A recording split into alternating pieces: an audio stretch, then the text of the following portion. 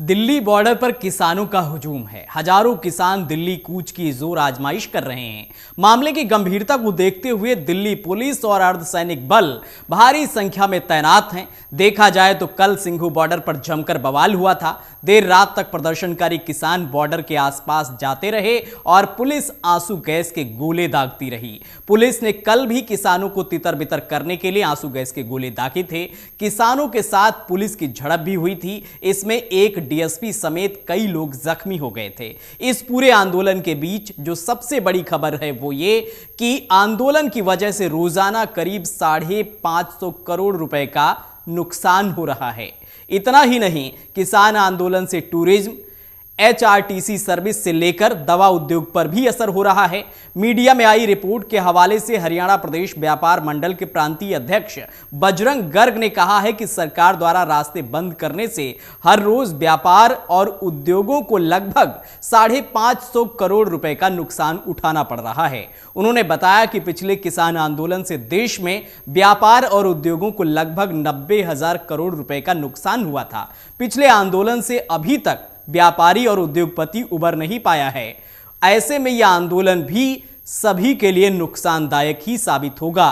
किसान आंदोलन कई जगह बाधा बनकर उभरा है। हरियाणा के अंबाला में नेशनल हाईवे बाधित हैं। चंडीगढ़ से होते हुए हिमाचल को जोड़ने वाले इस हाईवे पर बस और ट्रांसपोर्ट सेवा पर असर पड़ा है। हिमाचल प्रदेश पथ परिवहन निगम की बसें मंगलवार शाम तक दिल्ली नहीं जा रही थीं, ना ही चंडीगढ़ की तरफ हिमाचल की बसें सवारियां लेकर जा रही थीं। लेकिन अब रूट डाइवर्ट किया गया है। ऐसे में दिल्ली जाने वाले लोग परेशान हैं। इसके अलावा हिमाचल प्रदेश में टूरिज्म, दवा उद्योग और अन्य रोजमर्रा के सामान की सप्लाई पर भी असर हुआ है। वहीं अन्य राज्यों से ट्रकों की आवाजाही रुकी है। अगर आंदोलन लंबा खींचा तो ज्यादा प्रभाव पड़ सकता है। हिमाचल प्रदेश के सोलन के बद्दी नालागढ़ में एशिया का सबसे बड़ा दवा उद्योग है। Baddi Barotiwala Nalagarh pharma manufacturers association के अध्यक्ष राजेश गुप्ता के मुताबिक अभी किसान आंदोलन शुरू हुआ है। अभी तो दवा उद्योग पर असर नहीं होगा क्योंकि हमारे पास कच्चे माल और अन्य जरूरी चीजों का स्टॉक रहता है। लेकिन अगर यह आंदोलन लंबा चला तो जरूर असर पड़ेगा।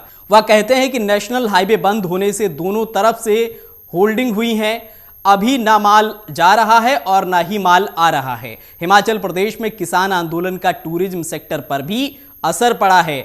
शिमला और मनाली समेत अन्य इलाकों में टूरिस्ट की आवाजाही कम हुई है। मनाली पर खासा असर पड़ा है। मनाली होटल एसोसिएशन की रिपोर्ट के मुताबिक किसान आंदोलन के चलते नेशनल हाईवे चंडीगढ़ से आगे बंद है। ऐसे में दिल्ली और दूसरे इलाकों के टूरिस्ट की संख्या गिरी है। बुकिंग पर करीब 15 से 20% का असर पड़ा है। हिमाचल प्रदेश में दिल्ली से बड़ी संख्या में वोल्वो और लग्जरी समेत अन्य वाहनों के जरिए लोग मनाली पहुंचते हैं। लेकिन अंबाला से आगे चंडीगढ़ मनाली नेशनल हाईवे पूरी तरह से ठप है। बड़ी बात है कि एयर फेयर भी बढ़ा है और टूरिस्ट घूमने से गुरेज कर रहे हैं। शिमला का होटल कारोबार भी किसान आंदोलन की चपेट में आया है। यहां पर टूरिस्ट ने होटल बुकिंग कैंसिल की है। आंदोलन के चलते अब बुकिंग कैंसिल हो रही हैं। टूर्स एंड ट्रेवल्स कंपनी भी प्रभावित हो रही, यानी कि हर तरीके से किसान आंदोलन लोगों के लिए मुसीबत बना हुआ। अब देखना यह है किसान और सरकारों में आखिर बात कब बनती है। अगर आप ये वीडियो YouTube पर देख रहे हैं तो हमारे चैनल को सब्सक्राइब करें और बेल आइकन को दबाना ना भूलें। अगर आप Facebook पर ये वीडियो देख रहे हैं तो हमारे पेज को लाइक करें।